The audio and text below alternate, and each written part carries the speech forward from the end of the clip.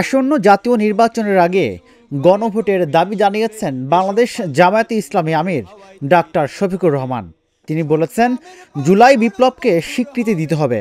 যারা জুলাই বিপ্লবের স্বীকৃতি মানবেন না তাদের জন্য 2026 সালের নির্বাচন না।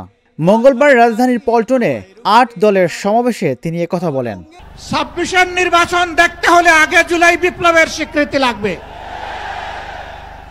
আর জুলাই বিপ্লবের স্বীকৃতি দিতে হলে জুলাই সনদের আইনি ভিত্তি দিতেই হবে। এই আইনি ভিত্তি ছাড়া কোনো নির্বাচন অনুষ্ঠান হওয়ার কোনো সম্ভাবনা নেই। কখন হবে এই আইনি ভিত্তির গোড়াপত্তন? এদেশের মুক্তিকামী মানুষের কথা একটাই, জাতীয় সংসদ নির্বাচনের আগে গণভোট অনুষ্ঠিত হতে হবে।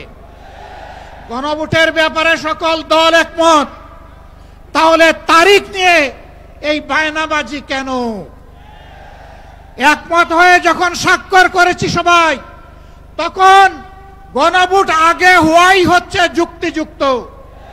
এর মধ্য দিয়ে আইনি ভিত্তির পাটাতন তৈরি হবে ইনশাআল্লাহ, এবং এর ভিত্তিতেই আগামী জাতীয় সংসদের নির্বাচন অনুষ্ঠিত হবে। অন্যদিকে চরমোনাই পীর ও ইসলামী আন্দোলন বাংলাদেশের আমির মুফতি সৈয়দ মোহাম্মদ রেজাউল করিম বলেছেন, বাংলাদেশে 2 শ্রেণীর মানুষ এখন 2 মেরুতে অবস্থান করছে। এক শ্রেণীর আমরা যারা দেশপ্রেমিক, আর এক শ্রেণী হলো ক্ষমতাপ্রেমী। আওয়ামী লীগ সরকার দেশপ্রেমিক ছিল না, তারা ছিল ক্ষমতাপ্রেমী। তারা কিন্তু এক পর্যায়ে বাংলাদেশ থেকে পালিয়ে ভারতে অবস্থান করছে। ফ্যাসিস্ট আওয়ামী লীগ সরকার তারা দেশপ্রেমিক ছিল না, তারা ছিল ক্ষমতাপ্রেমিক। তারা কিন্তু এক পর্যায়ে আমাদের বাংলাদেশ থেকে পালিয়ে কাঁটাতার পার হয়ে ভারতে অবস্থান করছে। নব্য যারা ফ্যাসিস্ট হওয়ার চিন্তা করছেন, যারা গণভোট নিয়ে নির্বাচনের আগে দেওয়ার ব্যাপারে তালবাহানা করছেন, আমি তাদেরকে উদ্দেশ্য করে বলতে চাই, আজকে বাংলাদেশের ছাত্র জনতা, সর্বশ্রেণীর মানুষ আজকে জুলাই ভিত্তিক আইনি সর্বপ্রথম চায়, তারপর জাতীয় নির্বাচন চায়। সমাবেশে খেলাফত মজলিসের আমির মামুনুল হক গণভোট ও জুলাই সনদের বাস্তবায়ন ছাড়া নির্বাচন হতে না দেওয়ার হুঁশিয়ারি দেন। 13ই নভেম্বর কোন বাকশালপন্থীকে বাংলার রাজপথে আমরা নামতে দেব না। যদি কেউ নামবার অপচেষ্টা চালায়, আমরা তাদেরকে রাজপথে মোকাবেলা করব ইনশাআল্লাহ। সংগ্রামী সাথী ও বন্ধুগণ, 2024-এর জুলাই বিপ্লব সহস্রাধিক তাজা প্রাণের রক্তের বিনিময়ে অর্জিত এই বিপ্লব।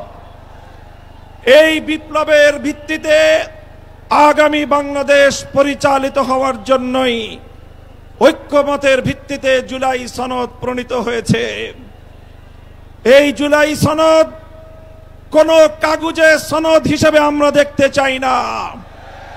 জুলাই সনদকে আমরা আগামীর বাংলাদেশের রূপরেখা হিসেবে দেখতে চাই। সমাবেশে আসা সাধারণ মানুষেরও দাবি, নির্বাচনের আগে গণভোট ও জুলাই সনদের স্বীকৃতি। এটা চাইতেছে, কিন্তু মানে না, মানে সরকারের বিষয়। বিএনপিরা মানে না, মানে তো কিছু করার নাই। ইসলাম আন্দোলন বা জামাত ইসলাম চাইতেছে, আমরা চাই ইনশাল্লাহ এটা হোক, গণভোট হোক।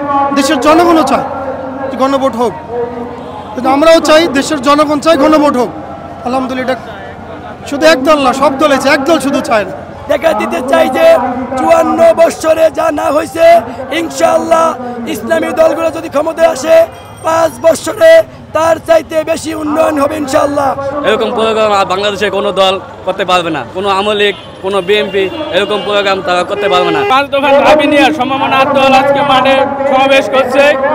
যদি এটা সরকার না মানে এরপরে বৃহৎ কর্মসূচি পালন করবে। আমাদের নেতারা যে প্রস্তাব জানাইছে, এই 5 দফা সঠিকভাবে সরকার পালন করে, এই জন্য সরকারকে ধন্যবাদ জানাবো। অন্তর্বর্তীকালীন সরকার, আশা করি আমরা আজকের এই সমাবেশকে বার্তাকে নিয়ে তিনি গণভোটের আয়োজন করবেন, এ আশা আমাদের সকলের আশা যে তিনি গণভোটের বাস্তবায়ন করবেন। ভুটানের বাংলাদেশ একটি নতুন বাংলাদেশ ইনশাআল্লাহ ইতিহাস রেকর্ড করবে এবং এই জাতিকে সুন্দর একটি সমাজ উপহার দিবে। ইসলামী দলগুলোর দাবি না মানলে আগামীতে আরও কঠোর আন্দোলন নিয়ে মাঠে নামবেন বলেও হুঁশিয়ারি দিয়েছেন নেতাকর্মীরা। রাজিবুল ইসলাম, ঢাকা জার্নাল, ঢাকা।